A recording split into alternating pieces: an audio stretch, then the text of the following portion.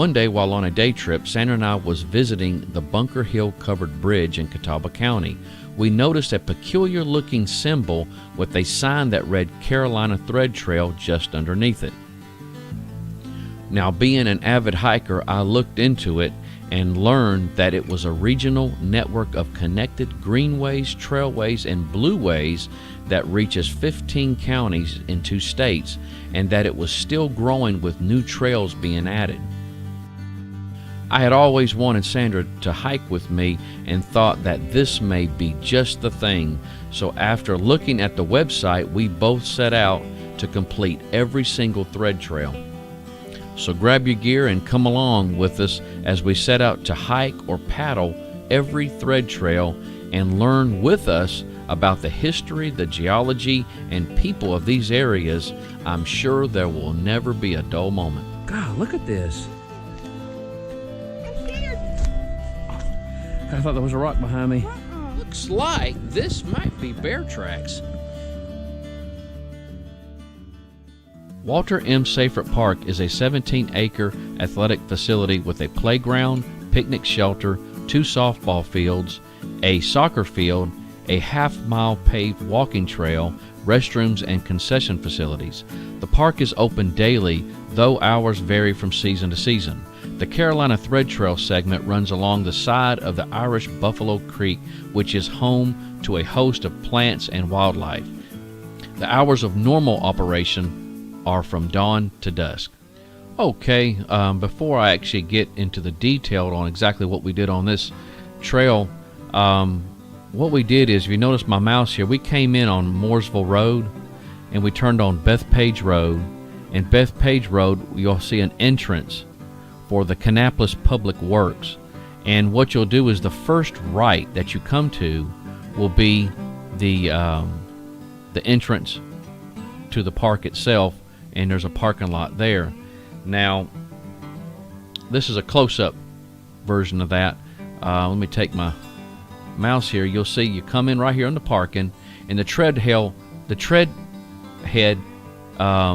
actually starts here. I did not see any official markers for the Carolina Thread Trail on this particular trail, but this is a very, very short hike. Very short hike. Beautiful area though, and what we did is we parked in this section here, and then we right in front where the ball field is, we just looped it all the way around. This section right here is actually the thread trail alongside this Irish Buffalo Creek, and but what we did is, just to make it a decent hike, is we came in here, and you'll see a shelter right here, a really nice shelter, and we just walked all the way around. And you'll see at one point I walked off of the trail, and there was a bunch of cows out in this field, beautiful field out here, and they were out there, and you'll see me take a shot of that. And then I got back on the trail, and we just walked right along, and somewhere around in this area here I'll show you this creek, and so it's a decent sized creek, but other than that, this is the thread trail. We just went ahead and walked the entire loop. A nice hike, and not really, it's not long at all, and so if you want to take your kids, or maybe somebody that's not able to get around as good on a longer hike, that would be a very nice hike and a very easy place to get some exercise. Now, after we did this hike, we have just recently, I've known about geocaching for some time now, but I've never actually put forth the effort to really get active in it. So we decided before we came out to this hike that we were going to try our hand at geocaching. So if you see that link down there at the bottom, I'll have a link to it in the description below if you just want to click onto it and go right to the website. This is interesting. This is really interesting. And so you'll see that picture. We found that right there was our very first geocache that we found. And so if you want to go on YouTube, I'll have some links in the description below to a couple videos if you want to check that out on the basics of geocaching. It really is neat. It's just a big treasure hunt, and to see what you can find. And so, and my wife and I, we're even thinking about setting up a little box of our own here soon. You'll actually go to the site itself. Once you get to let's just say the Carolina Thread Trail site, if you want to go right to the geocache, just scroll all the way down. Like right here, I'm looking at the Walter M. Safrit Park Trail. Just scroll all the way down, and you'll see a link to the geocache. And so what you'll do is you'll click on that, and that will take you to the place where you can sign in. Now, if you'll notice, at the very bottom there is a place where you can actually, if you don't have an account with them, you can actually sign up and start it. It's free. It don't cost you anything. You can get a premium account if you want to. I did. It's $30 a year. Pennies. It's not really a whole lot of money. I decided to do it just to see. It seems like they have a whole lot more to offer. Guys, I am very new to this, so I really don't have a whole lot I can tell you about it, except it is legit, it is fun, and if you just like to get out in the outdoors and have a good treasure hunt with your kids, this would be a neat way to do it. And you can kind of network with people and stuff like that. And so what I did is I took a little baggie of a bunch of little toy dinosaurs, and that's what I've been putting in some of these caches. And so, but this right here is what you'll see, that right there in that red box there. If you just want to go ahead and sign up for it, you can make your own account up, and it actually will keep a log of everything that you've done. As far as the caches that you found, you can send messages to people that have set up their caches, and it's just a lot of fun. I'm telling you, we had a blast, and so I've done 2 already since I've started doing this, and it really is a lot of fun to do. Now, once you do that, you'll see a screen like this right here, and if you'll notice. Right here in the middle of that screen, you'll see a red box. That's where I live at. Now, all those green dots are caches. It absolutely is amazing. When I actually looked at this, I'm going, oh my goodness, I didn't realize it was just so prevalent. I think there's like 5.5 million caches around the world. I mean, it's not just something just in our state. This is worldwide. And there's all types of educational things with it. But that right there in Faith, North Carolina, is where my home is. And you can see all those little green dots, and all those there's different colors. Those little colored dots mean something else. And so it's different types of caches and stuff like that. Some of them are puzzles that you have to figure out, and then you go to another location to actually find the cache itself. So you could literally leave your yard, and somewhere in your little town or city, you're probably going to have dozens of caches hidden around, and it's something educational. Again, it's going to cost you maybe a little bit of gas money. Pack a picnic, and just have a lot of fun doing these. And so, but that is just something that, now when you go to the geocache.com, you'll actually come across this screen right here, and then at the top right hand corner you can see sign up, and you can sign up from there. And so they have a little store in there. You can shop and buy items. They have little GPS devices that you can use. My wife and I, we've been using our smartphone, and it seems to work just fine. And so but you can get something else if you want to go into the world of GPS devices and stuff like that. I tell you what, whenever I get into the backpacking, next time I go out to the Uwharrie National Forest, I will definitely see if there's some caches out there, and I'm sure there will be. That's usually where sometimes you'll see some of these. People will just store them. They can be inside buildings, underneath tables. I mean, I've really learned a lot about this. I saw a picture where a guy was scuba diving to find one. And so it's a big treasure hunt. It's not like you're finding money in these things, though people could do that. But there's a lot of times it's just little trinkets. There's things called travel bugs where you can have this one little item and you give it a location that I guess you want it to go with, and you can actually track it online on the geocache site, and it will tell you where it's been. And so I've heard of somebody having one of these travel bugs that they wanted to send to America from Australia, and it actually made it to the guy, to the destination that they wanted to, the actual cache box itself. And so this is really something neat, and what we're going to start utilizing whenever we go on these thread trail hikes, we're going to try to at least do at least one geocache each time we go out and do a hike. And so you'll see those from time to time in the videos on the thread trail. Okay, well, let's go ahead and let's get started with the video, and that way you can see what we saw.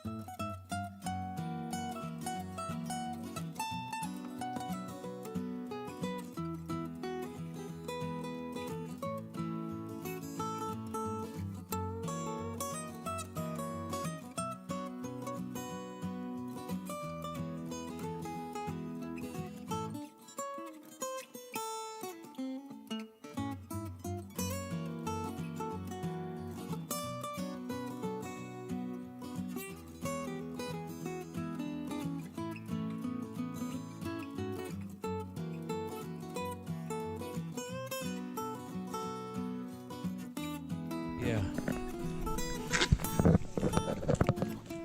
Yeah, we're here. Yep. What is it? It's got water in it. I need some tweezers. Wait a minute. Can you get it? Oh, it's a little piece of paper rolled up. All right. What else is in there? I don't know, I'm scared. It's got water in it. All right, we found the geocache, and Sandra can get that. It's buried. The top of it, at first I thought it was a sprinkler, but this is it. And so this is our very first geocache that we found. And so, let's see what the goodies, look like some water got into it. But there's a dinosaur. There's a dinosaur. And some plastic money. I'm not sure what that is. That's one of those bracelets. It's a bracelet. Uh-huh. A pencil. I'm not sure what this is. Whistle? A whistle. Oh, maybe a whistle. And poker chip. And another bracelet. And so what I'm gonna do is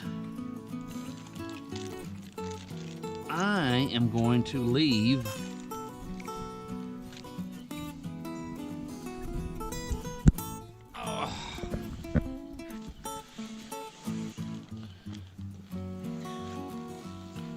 Read what the little note says. You can read what the little note says. there what? You can read what the little note says. Yeah. Let's say I'm gonna leave them another dinosaur. It's only fitting. And let's, And he can have a friend. yeah, that dinosaur needs a friend. Let's leave him a stegosaur. See it? Mm-hmm. All right, so I'm gonna put a stegosaur in here. And this cache hasn't been found since December of last year. If I remember correctly, I'm wanting to say near the end of December of last year. And so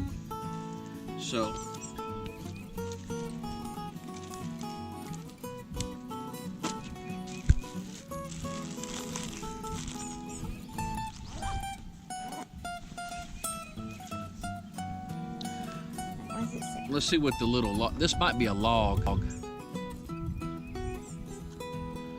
All right, What does it say? this is a log, is Oh. what this is. And so,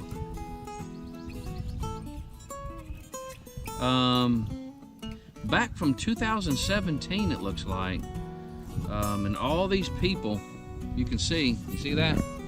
That's the log of all these people that have found this. And the last time was. And the last time is showing December 10th, No, from what I'm understanding. So what I'm going to do is I'm going to log in that I found it. And I'm letting them know I'm on YouTube if they want to check me out. There you go. All right, and what I'm going to do is I'm going to put all this back in here. I'm going to put all this back in here. So this is officially our very first geocache. And so those of you that want to check out geocaching on the Carolina Thread Trail, they have a little link on the bottom left-hand side of the screen on where you're wanting to hike at. And this was and you can- this was 1.6 miles from. this is 1.6 miles from the Walter Safrit Yes. Trail, Walter Safrit Park Trail. All right.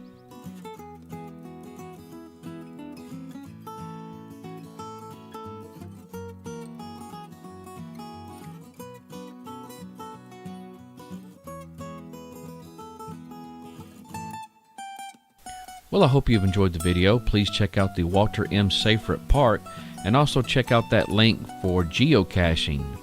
You guys take care. Have a good day. Bye-bye.